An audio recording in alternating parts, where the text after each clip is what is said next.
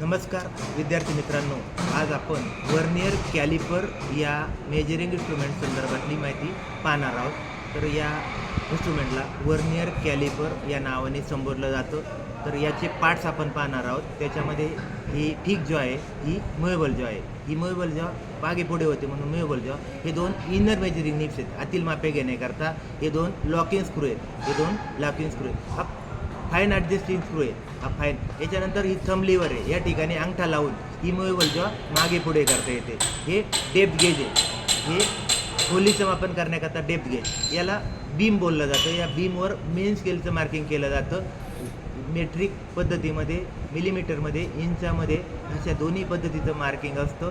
त्याच्यानंतर ह्या स्लायडिंग कॅरियरवर वरच्या बाजूला इंचाचं वर्नियर स्केल आहे, खालच्या बाजूला मेट्रिक पद्धतीचं वर्नियर स्केल आहे।